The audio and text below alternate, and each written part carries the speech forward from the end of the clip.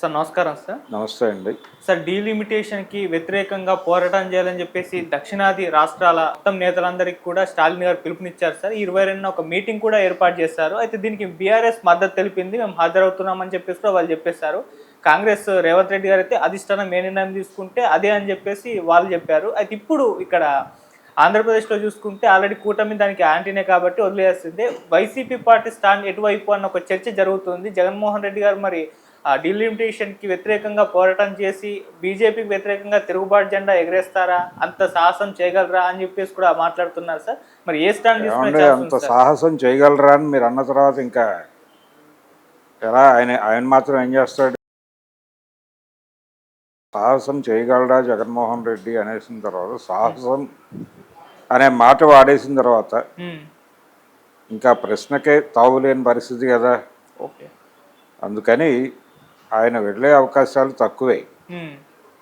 ఎందుకంటే ఆయన మొదటి నుంచి కూడా ఆయన వ్యవహార శైలి అంతా ఆయన ప్రో బీజేపీ ప్రో ఎన్డీఏనే వ్యవహరిస్తున్నాడు ఆయన లోపాయకారిగా. అయితే ఒక్కసారి ఆ మధ్య బడ్జెట్ టైంలో అంటే కొత్త ప్రభుత్వాలు ఏర్పడిన తర్వాత మొదటిసారి బడ్జెట్ ప్రవేశపెట్టినప్పుడు కేంద్ర ప్రభుత్వం ఆ రోజున రాజ్యసభలో విజయసాయి రెడ్డి మాత్రం కొంత విమర్శ చేసే ప్రయత్నం చేశాడు. ఆ విమర్శ కూడా చాలా స్ట్రాటజికల్గా మాట్లాడాడు ఆయన. అంటే బడ్జెట్ అంతా ఏదో ఏపీకి దోచిపెట్టినట్టుంది అని ఇతరులు మాట్లాడుతున్న సందర్భంలో ఈయన ఖండించి అలా ఏమీ లేదు, కేవలం అప్పులు మాత్రమే, అది బడ్జెట్ కేటాయింపులు ఏం లేవు ఏపీకి, మీరు ఒక్కసారి అర్థం చేసుకోండి, ఏపీకి ఏమీ సాధించలేదు, వీళ్ళు ఏమీ ఇవ్వలేదు అని ఎస్టాబ్లిష్ చేసేటువంటి ప్రయత్నం చేశాడు. అలాగే జగన్మోహన్ రెడ్డి గారు అధికారంలో ఉన్నటువంటి 5 ఏళ్ల కాలంలో కూడా ఆయన ప్రత్యేకంగా కేంద్రం నుంచి సాధించినవి కూడా ఏమీ లేవు. అలాగే ప్రత్యేక హోదా గురించి 2019 ఎన్నికలకు ముందు ఆయన చాలా బీభత్సంగా మాట్లాడాడు. ఎట్టి పరిస్థితుల్లోనూ వైసీపీ అధికారంలోకి వచ్చే మరుక్షణం ప్రత్యేక హోదా వచ్చేస్తుంది అని ప్రకటించాడు ఆయన ఎన్నికలకు ముందు. ఓకే. తీరా అంటే ఆయనకు అంతకుముందు క్రెడిబిలిటీ ఉండేది. 2014 ఎన్నికల్లో కొన్ని హామీలు ఇవ్వటంలో ఆయన తెలుగుదేశం పార్టీతో పాటు దూకుడుగా వెళ్ళటానికి కొంత సంశయించాడు, అది ఓపెన్గా చెప్పాడు. సాధ్యాసాధ్యాలు బేరీజు వేసి కొన్ని హామీలు నేను ఇవ్వలేకపోతున్నాను వాళ్ళు ఇచ్చినట్టుగా, దీన్ని ప్రపంచం అర్థం చేసుకొని నాతో సహకరించాలి అన్నాడు ఆయన. అయితే ఆ ఎన్నికల్లో టీడీపీయే గెలిచింది. కానీ జనం మనసుల్లో జగన్మోహన్ రెడ్డి చెప్పిన మాట గుర్తుంది. అందుకని ఇతను కొంత నమ్మచ్చు ఇతన్ని అనేటువంటి ఒక వాతావరణం వాళ్ళకి అనిపించింది. అలాగే ఓటర్ అనిపించి జగన్మోహన్ రెడ్డికి అనుకూలంగా ఓట్లేశారు, అయిపోయింది అది. అయితే ఆ సందర్భంగా ఈయన చెప్పిన మాట కూడా నమ్మారు వాళ్ళు, ఏది ప్రత్యేక హోదా తెచ్చేస్తాను అని. ఈ ప్రత్యేక హోదా తెచ్చేస్తాను అని చెప్పిన జగన్మోహన్ రెడ్డి గారు రిజల్ట్స్ వచ్చిన 2వ రోజున ప్రెస్ మీట్ పెట్టిన వల్ల కాదన్నాడు.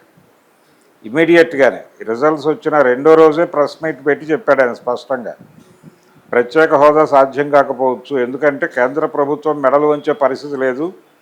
ఎందుకు లేదు అంటే వాళ్ళకి బీభత్సమైన మెజారిటీ వచ్చేసింది, ఇప్పుడు ఎవరి మీద ఆధారపడే పరిస్థితుల్లో వాళ్ళు లేరు కాబట్టి వాళ్ళతో నెగోషియేషన్ చేయటం అంత ఈజీ కాదు, కన్విన్స్ చేయటం అంత ఈజీ కాదు, కాబట్టి నా వరకు నేను నమ్మకం కోల్పోతున్నాను, మీరు కూడా ఇక దాన్ని మర్చిపోవడం మంచిది అని ప్రజలకు విజ్ఞప్తి చేస్తాడు ఆయన. అంటే జరగబోయేది ఏమిటనేది ఇమ్మీడియట్గా చెప్పి చేతులు కడిగేసుకున్నాడు. అలా ఆయన ప్రతి సందర్భంలోనూ విచిత్రమైనటువంటి పోకడల్లో వ్యవహరించాడు తప్ప ఏ రోజున ఘర్షణకి దిగే ప్రయత్నం చేయలే. ప్రపంచం ఏమనుకుందంటే వాళ్ళకి అన్ని సీట్లు వస్తే వచ్చుండొచ్చు, కానీ ఈయన తన డిమాండ్ మీద బలంగా అడుగుతాడేమో అని అనుకున్నారు. కానీ ఆ ప్రయత్నం కూడా చేయలేదు ఆయన, చెయ్యనని స్పష్టంగా చెప్పేశాడు ప్రపంచానికి. కాబట్టి ఇప్పుడు కూడా అలాగే వ్యవహరిస్తాడు ఆయన. అంటే ఇది యాక్చువల్గా డీలిమిటేషన్ ఏదో నియోజకవర్గాలు తగ్గుతాయంటున్నారు, కానీ తగ్గవని ఆయన హామీ ఇచ్చాడు. డీలిమిటేషన్ గొడవ కాదు అది, యాక్చువల్గా సౌత్తో సంబంధం లేకుండా వాళ్ళు పరిపాలన సాగించడానికి, అంటే సౌత్కి ఏ మాత్రము ఏమీ చేసినా చేయకపోయినా ఇది దాంతో ట్రావెల్ కాక తప్పని పరిస్థితి, ఒక అనివార్యత కల్పిస్తున్నారు.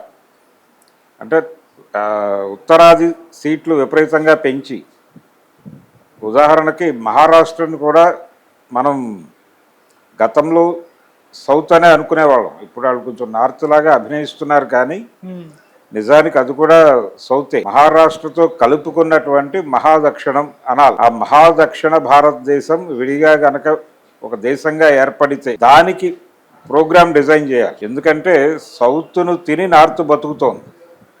ఈ సౌత్ను తిని నార్త్ బతుకుతోంది అనేది ఖచ్చితంగా ప్రజల్లోకి తీసుకెళ్ళాలి.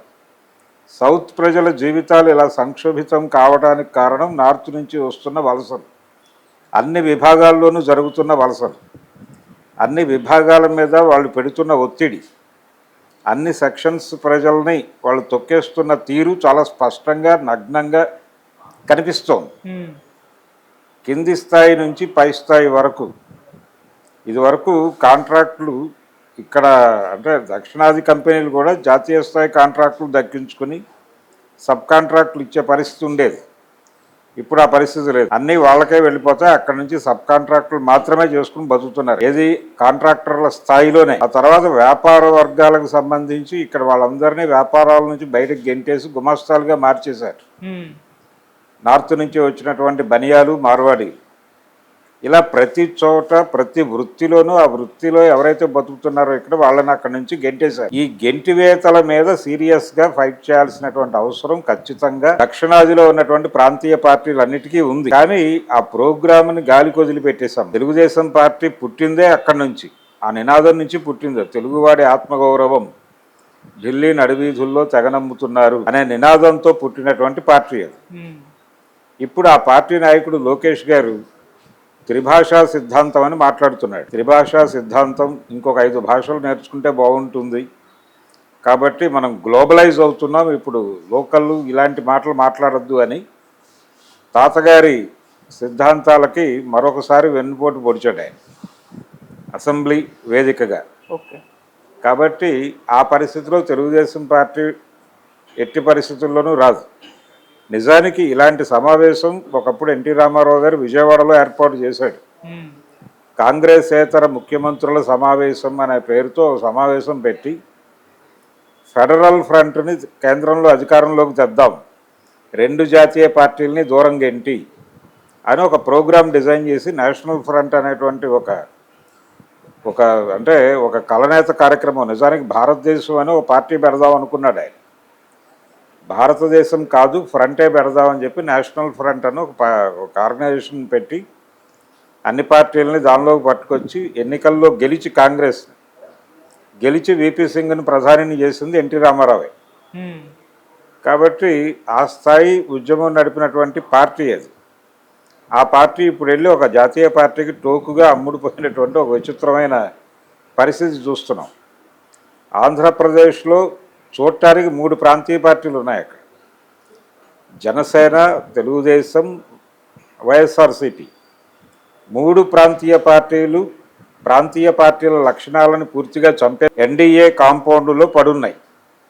ఇది ఎన్డీఏ కాంపౌండ్లో లేదు కానీ ఉన్నట్టుగానే భావించాలి. బ్యాక్ డోర్లో ఉన్నాడు ప్రస్తుతం జగన్మోహన్ రెడ్డి. కాబట్టి అలాంటి విచిత్రమైన కండిషన్లో ఏపీ ఉంది. తెలంగాణకు వస్తే కాంగ్రెస్ పార్టీ అధికారంలో ఉంది కాబట్టి కాంగ్రెస్ పార్టీ అధిష్టాన నిర్ణయమే, ఇది ప్రాంతీయ పార్టీ కాదు కాబట్టి ఆయన చేయగలిగింది ఏమీ లేదు. ఆయన ఆ విషయంలో అదృష్టవంతుడు రేవంత్ రెడ్డి. పోతే బీఆర్ఎస్కు ఇబ్బంది లేని పరిస్థితిలో ఉన్నారు. బీఆర్ఎస్కి తెలుగుదేశం పార్టీకి ఉన్నటువంటి తేడా ఏంటంటే కొంత స్వేచ్ఛగా నిర్ణయాలు తీసుకునే పరిస్థితి ఇంకా బీఆర్ఎస్కి మిగిలింది. ఆ మిగిలి ఉన్న ఏరియాలో వాళ్ళు ఈ మీటింగ్లో పాల్గొనడానికి సుముఖత వ్యక్తం చేశారు. కాబట్టి వెళ్తారు, కొంచెం ఆవేశంగా మాట్లాడతారు. గతంలో కూడా ఇలాంటి ప్రతిపాదన ఒకటి కేసీఆర్ నుంచి వచ్చింది. దక్షిణాది ఒక ప్రత్యేక దేశంగా దాకా ఆయన ఒక దశలో మాట్లాడిన సందర్భాలు ఉన్నాయి. నిజానికి తను లీడ్ తీసుకుని ఒక అడుగు ముందుకేసి ఉంటే బాగుండేది. మధ్యలో ఆయన డీవియేట్ అయ్యి భారతదేశం అని చెప్పేసి ఓ జాతీయ పార్టీగా టీఆర్ఎస్ని మార్చే ప్రయత్నం చేయటం, అలాంటి విఫల ప్రయత్నాలు చేసి అన్ని విధాలా నష్టపోయాడు ఆయన. అది ఒక విషాద గాథ. అయితే ఆయన వెళ్తున్నాడు ఈ మీటింగ్కి, అక్కడి వరకే. కర్ణాటక నుంచి కూడా పెద్దగా రిప్రజెంటేషన్ ఏమి ఉన్నట్టుగా కనబట్టలేదు. కేరళ నుంచి మరి కమ్యూనిస్టులు వెళ్తారా లేదా అనేది చూడాలి. అంటే కమ్యూనిస్టు పార్టీలకి ప్రస్తుతం జరుగుతున్నటువంటి ఈ వ్యవహారం మీద నిజమైనటువంటి స్పష్టత ఉందా అనేది అనుమానమే. నిజానికి ప్రశ్నించాల్సిన అవసరం ఉంది కమ్యూనిస్టు.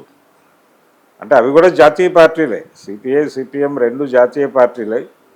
కాకపోతే ఈ పార్టీలను కూర్చోబెట్టి ఈ జరుగుతున్నటువంటి వ్యవహార శైలి మీద పర్టికులర్గా ఈ ఫెడరల్ స్ట్రక్చర్ మీద, అలాగే సౌత్ని తిని నార్త్ బతుకుతోంది అనేటువంటి ఒక నినాదం ఏదైతే తమిళనాడు నుంచి మొదలైందో దాని మీద మీరు ఎలా రియాక్ట్ అవుతారు, దాన్ని సమర్థిస్తారా లేదా అనే దాని మీద కమ్యూనిస్టుల్ని సీరియస్గా క్వశ్చన్ చేయాల్సినటువంటి అవసరం అయితే ఉంది. ఓకే. అలా ఒకవేళ కమ్యూనిస్టులు ఇప్పటిదాకా వాళ్ళేం మాట్లాడలేదు, ఒకవేళ మాట్లాడితే వాళ్ళు వెళితే వెళ్ళొచ్చు. కానీ ప్రాంతీయ పార్టీలకి ఈ మీటింగ్ చాలా కీలకం. కానీ ప్రాంతీయ పార్టీలు ఏవీ వెళ్ళే పరిస్థితుల్లో లేవు. మహా 2-3 కనిపిస్తాయేమో, అంతకు మించి వెళ్ళే అవకాశం లేదు. స్టాలిన్ ఒక విఫల ప్రయత్నం చేస్తున్నాడు, కానీ దీని తర్వాత ఆయన ఇమ్మీడియట్గా రోడ్డు మీదకి వచ్చి కలిసి వచ్చేటువంటి ప్రజా సంఘాలని కలుపుకుని అన్ని ప్రాంతాల్లోనూ, ఆంధ్రాలోను, తెలంగాణలోను, కర్ణాటకలోను, ప్రతి చోట కేరళలోను, అలాగే తమిళనాడులోను అన్ని చోట్ల కలిసి వచ్చే ప్రజా సంఘాలతో ఒక విస్తృత ఐక్య సంఘటన నిర్మించి దాంతో అంటే కేంద్రం మీద పోరాటమే కాదు, నార్త్ మీద పోరాటం అనేది చేయాలి పెరియార్ రామస్వామి స్ఫూర్తితో. కాబట్టి ఇప్పుడు మరొక పెరియార్ పుట్టాల్సినటువంటి సందర్భం వచ్చింది.